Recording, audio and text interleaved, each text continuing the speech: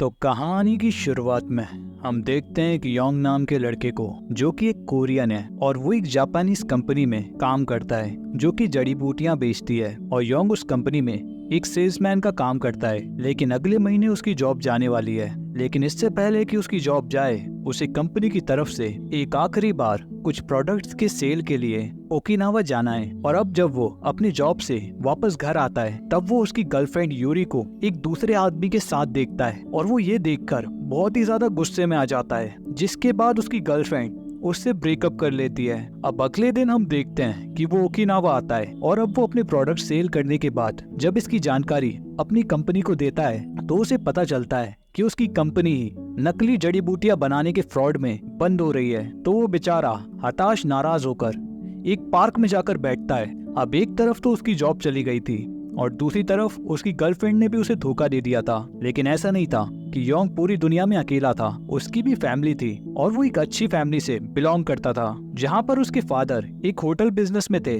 लेकिन योंग की उसके फादर के साथ नहीं पटती थी और इसीलिए वो सब कुछ छोड़कर जापान चला आया। और अब वो अपनी लाइफ के बारे में सोच ही रहा था कि इतने में उसकी मुलाकात कामामोटो और उसकी वाइफ यूरी से होती है, जिन्हें जब ये पता चलता है कि योंग एक कोरियन है, तो वो उसकी काफी खातिरदारी करते हैं, उसे ड्रिंक कराते हैं और घंटों उससे बातें करते हैं। और फिर योंग भी उन्हें अपनी समस्याओं के बारे में बताता है, जिस पर दोनों ही उसे सुझाव देते हैं कि अब ना तो वो वापस टोक्यो जा सकता है और ना ही वो कोरिया जाना चाहता है, तो कुछ दिनों के लिए उसे ओकिनावा में ही रुकना चाहिए। पर तब तक योंग इतने नशे में था कि वो बात करते करते वहीं पर सो जाता है। अब अगले दिन उसकी आंख एक अनजान घर में खुलती है, जहाँ पर मिस्टर कावामोटो उसे बताते हैं कि अब से वो यहाँ पर रह सकता है और साथ ही में उसे अपने इंटरनेशनल लैंग्वेज इंस्टीट्यूट के बारे में बताता है, जहाँ पर अब योंग उनके इंस्टीट्यूट का एक नया कोरियन टीचर होगा। अब इसके लिए योंग पहले तो तैयार नहीं होता, क्योंकि उसके पास टीचिंग का कोई एक्सपीरियंस नहीं होता और ना ही वो ये कर सकता था। जिस पर मिस्टर कावामोटो बताते हैं कि रात को तो उसने उनकी डील एक्सेप्ट कर ली थी। अब ना चाहते हुए भी योंग उनके ऑफर को एक्सेप्ट कर लेता है, क्योंकि जॉब तो उसे चाहिए ही थी। अब अपने टीचर की जॉब के पहले दिन योंग काफी नर्वस था और उसकी क्लास में थोड़े ही स्टूडेंट थे, लेकिन वो भी जैसे उससे कुछ खास इम्प्रेस नहीं थे। लेकिन उसकी क्लास में एक लड़की थी जिसका नाम था साकुरा, जो कि उसे पूरे समय अजीब तरीके से घूर रही होती है। अब योंग जब उसके बारे में पूछता है, तो मिस्टर कामामोटो बताते हैं कि वो एक बहुत ही सीरियस लड़की है, जो कि बहुत ही मेहनत से कोरियन लैंग्वेज सीखना चाहती है। और वो बताते हैं कि वैसे तो साकुरा की कहानी बहुत ही दुख भरी है और प्रेजेंट में साकुरा एक ट्रैवलिंग एजेंसी में काम कर रही है, जहाँ पर उसे सिर्फ और सिर्फ इसलिए लिया गया है क्योंकि उसे थोड़ी बहुत कोरियन आती है। पर अगर उसे अपनी जॉब परमानेंट करवानी है, तो उसे अच्छे से कोरियन लैंग्वेज सीखनी होगी और ये जॉब उसके लिए बहुत मायने रखती है, क्योंकि साकुरा अपने घर की इकलौती कमाने वाली है। उसके पेरेंट्स बचपन में ही मर गए थे, जिस वजह से वो अपनी दादी माँ के साथ रहती है और उसकी दादी माँ की तबीयत भी अक्सर खराब रहती है, तो उसे ही उनका ख्याल रखना होता है। अब साकुरा की ये दुख भरी कहानी सुनकर योंग को भी उसके लिए काफी बुरा लगता है। वहीं दूसरी तरफ साकुरा की लाइफ में उसकी दादी माँ के अलावा उसका 5 साल का एक बेटा भी था, जिसे वो अकेले ही पाल रही थी। दरअसल साकुरा जब बहुत ही छोटी थी और जब काय उसे होने वाला था, तब उसका बॉयफ्रेंड उसे छोड़कर चला गया। लेकिन साकुरा ने तब हिम्मत नहीं हारी और अकेले ही काय को जन्म देने का फैसला किया और आज भी अकेले ही उसे बड़ा कर रही है और उसी के लिए वो दिन रात मेहनत करती है। अब एक दिन उसकी एजेंसी में उसे पता चलता है कि उनके साथ किसी कोरियन एजेंसी ने लिंक अप किया है, जो कि बहुत सारे टूरिस्ट को ओकिनावा घूमने के लिए भेज रहे हैं। और यहाँ आने के बाद हमारी टूरिस्ट एजेंसी को ही उनका ख्याल रखना होगा, जिसके लिए एजेंसी साकुरा को चूज करती है, क्योंकि पूरी एजेंसी में एक उसे ही कोरियन आती है। लेकिन ये बात अब साकुरा के लिए दिल की धड़कनें बढ़ाने वाली थी और वही योंग अलग परेशान होता है, क्योंकि वो नोटिस करता है कि कोई भी उसकी क्लास को एंजॉय नहीं करता और ना ही उसके लिए सीरियस है, सिवाय साकुरा को छोड़कर, जो कि सीरियसली उसकी क्लास के नोट्स बनाती है, जिसे देखकर योंग को भी काफी अच्छा लगता है। वहीं साकुरा उन कोरियन टूरिस्ट के आने से पहले अपनी कोरियन लैंग्वेज को अच्छा करना चाहती है। और अब एक दिन उसका बॉस उसे कोरियन एजेंसी से आए हुए एक मेल को ट्रांसलेट करके उसका प्रिंट आउट निकालने को कहता है, जिसके लिए साकुरा अपने कोरियन टीचर यानी कि योंग की हेल्प लेती है और उससे रिक्वेस्ट करती है कि वो आगे से प्लीज उसे प्राइवेट क्लासेस दिया करे, ताकि वो जल्दी से जल्दी कोरियन सीख सके और साथ ही में वो उसके साथ ओकिनावा सिटी घूमने चलने की रिक्वेस्ट करती है ताकि वो उन जगहों पर प्रैक्टिस कर सके जहाँ पर वो उन कोरियन टूरिस्ट को घुमाने वाली थी। और जब ये बात योंग कामामोटो और यूरी को बताता है तो वो योंग को साकुरा के नाम से थोड़ा छेड़ते हैं और उससे कहते हैं कि कहीं वो उसे लाइक तो नहीं करने लगा, जिस पर योंग भी उनसे शर्माते हुए ना बोलता है। लेकिन सच तो ये था कि वो भी उसे लाइक करने लगा था।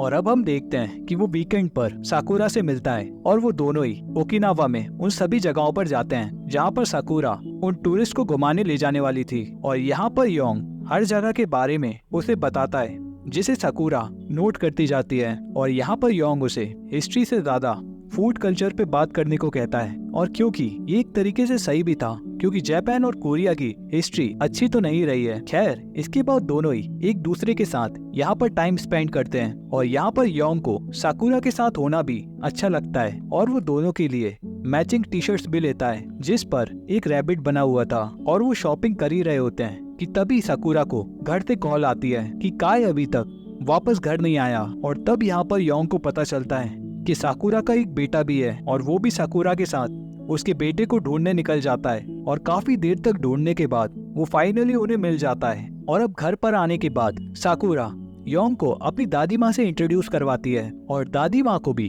योंग काफी अच्छा लगता है। और अब कुछ देर तक उनसे बातें करने के बाद जब योंग वापस घर जाने लगता है तो वो साकुरा से काय के फादर के बारे में पूछता है, जिस पर साकुरा उसे सारी बातें बता देती है कि उसका बॉयफ्रेंड उसे छोड़कर चला गया। जिसके बाद योंग भी उसे अपने और अपने फादर के बीच के रिलेशन के बारे में बताता है कि उसके फादर उसके साथ बहुत ही स्ट्रिक्ट हैं और वो उसे हमेशा ही डिसिप्लिन में रखना चाहते हैं, पर वो अपनी तरीके से अपनी लाइफ जीना चाहता है, जिस वजह से दोनों में नहीं पटती और इसीलिए वो अपने पेरेंट्स से दूर यहाँ पर जापान आ गया। और अब इसी के साथ यहाँ से इन दोनों के नए रिलेशन की शुरुआत होती है। और योंग अब अक्सर ही साकुरा के घर आने जाने लगता है जहाँ पर वो उसकी दादी माँ के साथ कुकिंग करता है और काय को उसके स्कूल से लेने जाता है और काय को भी उसके साथ रहना अच्छा लगता है। और यहाँ से इन दोनों की भी एक नई बॉन्डिंग बनने लगती है। और यहाँ पर काय भी योंग के साथ फुटबॉल खेलता है जो कि वो हमेशा से ही करना चाहता था, लेकिन घर में फादर फिगर ना होने के चलते वो ऐसा नहीं कर पाता। वहीं इंस्टीट्यूट क्लासेस में साकुरा और योंग भी एक दूसरे के क्लोज आ रहे थे और यहाँ पर योंग भी अपनी टीचिंग स्टाइल में चेंजेस लाता है, जिस वजह से स्टूडेंट्स भी उसकी क्लास में इंटरेस्ट लेने लगे थे। और साकुरा दिन रात मेहनत करती है, जिस वजह से उसकी कोरियन भी दिन ब दिन अच्छी होने लगी थी। अब एक दिन योंग को उसकी मॉम की कॉल आती है और जब उन्हें उसके ब्रेकअप के बारे में पता चलता है तो वो उसे वापस से कोरिया आने को कहती है। पर योंग आने से साफ इनकार कर देता है क्योंकि वो एक तो वापस से अपने डैड के पास नहीं जाना चाहता और दूसरा साकुरा को भी उसकी जरूरत है। अब एक दिन योंग जब काय को लेने उसके स्कूल जाता है तो काय उसे अपना नोटबुक दिखाता है, जिस पर उसे अपनी नोटबुक में ढेर सारे गुड वर्क के स्टैम्प मिले थे, जिसे देखकर योंग को भी एक आइडिया आता है और वो भी उन टी शर्ट्स को जो कि वो अपने और साकुरा के लिए लाया था वो उन्हीं टी शर्ट पर बनी के लोगों को बनाता है और साकुरा के टेस्ट पेपर पर उसे भी वो स्टैम्प देता है। और अब ये सब देखकर क्लास के बाकी स्टूडेंट्स योंग को साकुरा के नाम से चिढ़ाने लगते हैं, पर यहाँ पर वो शर्माते हुए कहता है कि ये तो उसने साकुरा के अच्छे काम के लिए दिया है। और यहाँ पर साकुरा को भी ये स्पेशल ट्रीटमेंट अच्छी लगती है। और यहाँ पर साकुरा की एजेंसी में उसका बॉस उसे बताता है कि कोरियन एजेंसी से उन टूरिस्ट से पहले उनका बॉस एक टूर के लिए आने वाला है और वो देखना चाहता है कि वो लोग उन टूरिस्ट को कहाँ पर स्टे करवाएंगे और उन्हें कैसे और कहाँ पर घुमाएंगे। और यहाँ पर उसका बॉस इसकी पूरी जिम्मेदारी साकुरा को दे देता है और उससे कहता है कि उसे पूरे समय उस एजेंसी के बॉस के साथ रहना होगा और उससे कोरियन में ही बात करना होगा। अब जिसके लिए साकुरा भी फिर से योंग की हेल्प लेती है क्योंकि अभी भी उसकी कोरियन इतनी अच्छी नहीं होती और वो अपने काम में कोई भी प्रॉब्लम नहीं चाहती। तब योंग भी उसकी हेल्प के लिए एक माइक्रोफोन लेकर वहाँ पर पहुँच जाता है जहाँ पर साकुरा उस कोरियन टूरिस्ट एजेंसी के बॉस से मिलती है और लगभग 100 मीटर दूर से योंग उन दोनों की बातें रिसीवर से सुन रहा होता है, जिसका एक माइक्रोपीस साकुरा के पास था।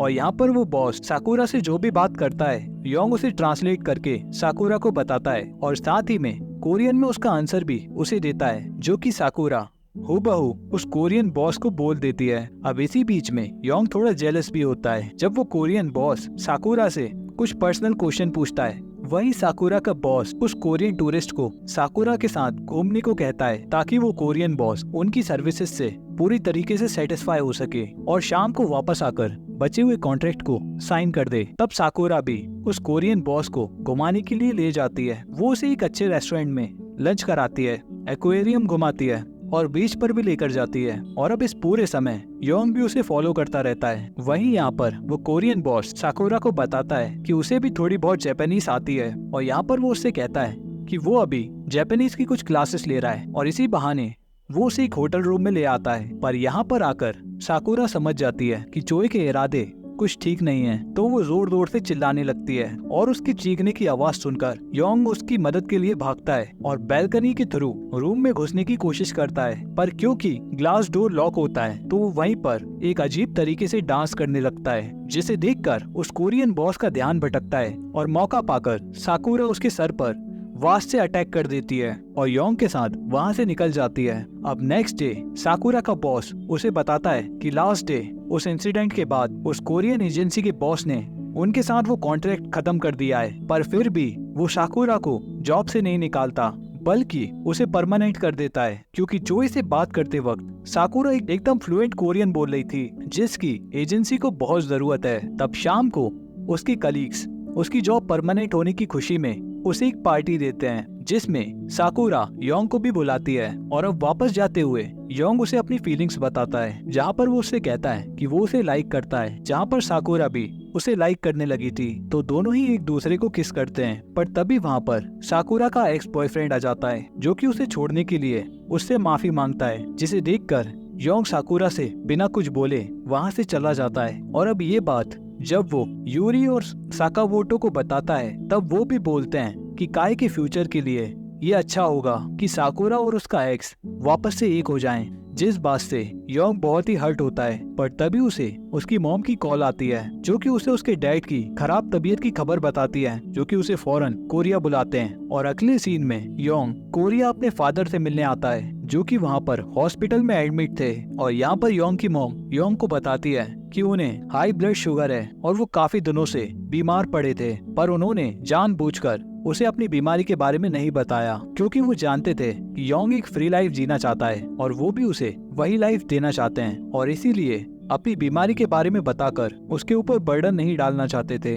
जिसके बाद योंग भी वहाँ पर कोरिया में रहकर अपने डैड का काम संभालने लगता है। और देखते ही देखते 3 साल बीत जाते हैं और इस बीच वो साकुरा से कोई कांटेक्ट नहीं रखता। लेकिन एक दिन वो अपने होटल में साकुरा को कुछ जापानीज टूरिस्ट के साथ देखता है, जहाँ पे वो वहाँ अपने कुछ काम से आई थी। और बातों ही बातों में यहाँ उसे पता चलता है साकुरा एक बार फिर से सिंगल है, उसका बॉयफ्रेंड उसे छोड़कर वापस से भाग गया और इस बार शायद हमेशा के लिए। और वहीं योंग भी अभी सिंगल ही था। तब दोनों ही एक दूसरे का नंबर एक्सचेंज करते हैं इस उम्मीद के साथ कि वो एक बार फिर से एक साथ होंगे। और इसी के साथ ये कहानी यहीं पर खत्म होती है। तो मैं मिलता हूँ आपसे एक और नई कहानी के साथ, तब तक के लिए गुड बाय।